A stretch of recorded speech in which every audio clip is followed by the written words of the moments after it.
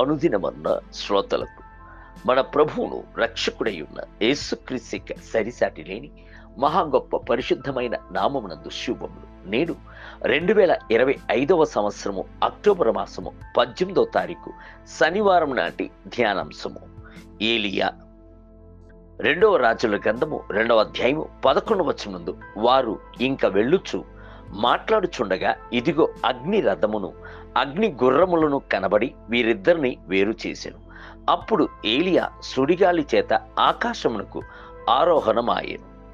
నేడు ఇజ్రాయిలుకు అగ్ని రథమును గుర్రపు రౌతునయున్న ఏలియాను సంధించబోచున్నాము. ఈయన ప్రభు కొరకు భక్తి వైరాగ్యమును కనబరిచిన బలమైన ప్రవక్త.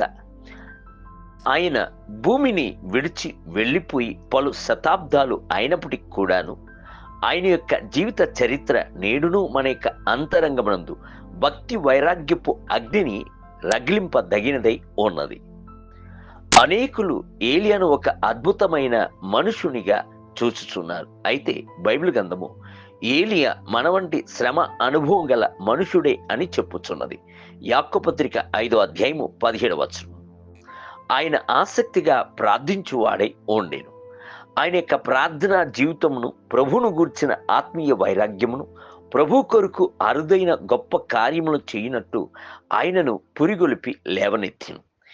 ఏలియా అనుటకు యెహోవా నా దేవుడు అనుట అర్థమునై ఉన్నది. ఈయన గిలాదు దేశమునందు తిష్బీ అను ఊరిలో పుట్టినవాడు.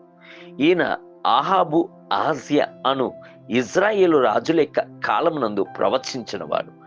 మరణించిన ఒక యవనస్తుని ప్రభు యొక్క శక్తి చేత సజీవముగా లేపగలనుము అని మొట్టమొదటిగా లోకమునకు నిరూపించి చూపినవాడు ఈ ఏలియానే.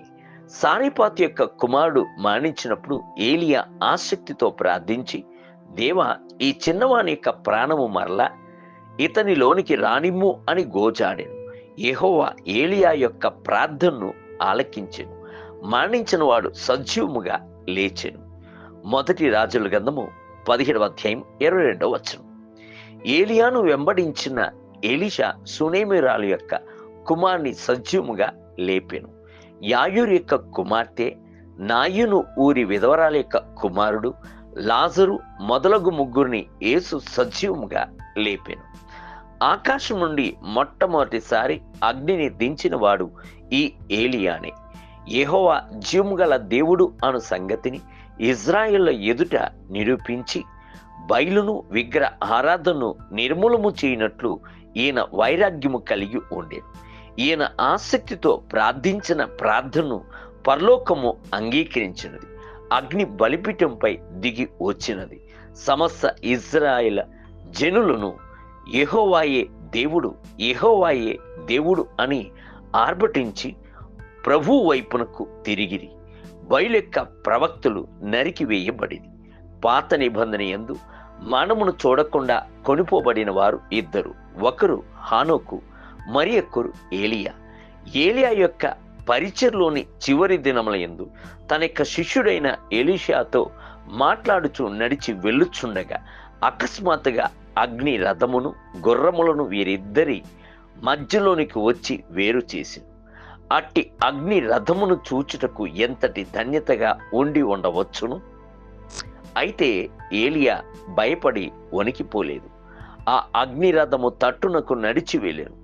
ఆ అగ్ని అనున్నది వేదనపరచు అగ్ని కాదు, అది పరిశుద్ధాత్మిక అగ్ని.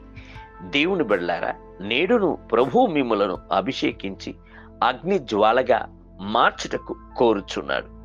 నేటి ధ్యానమునకై యెహోవా నియమించిన భయంకరమైన ఆ మహాదినము రాకమునుపు నేను ప్రవక్తయగు ఏలియాను మీ యొద్దకు పంపుదును. మలాకీ గ్రంథము 4వ అధ్యాయము 5వ వచనం. నేటి వేద పఠనము ఉదయము యెషయా గ్రంథము 53, 54 మరియు 55 అధ్యాయములు. సాయంత్రము తెస్సలోనికీ రాసిన 2వ పత్రిక 1వ అధ్యాయం. ప్రభు మిమ్ములను దీవించునుగాక. ఆమేన్.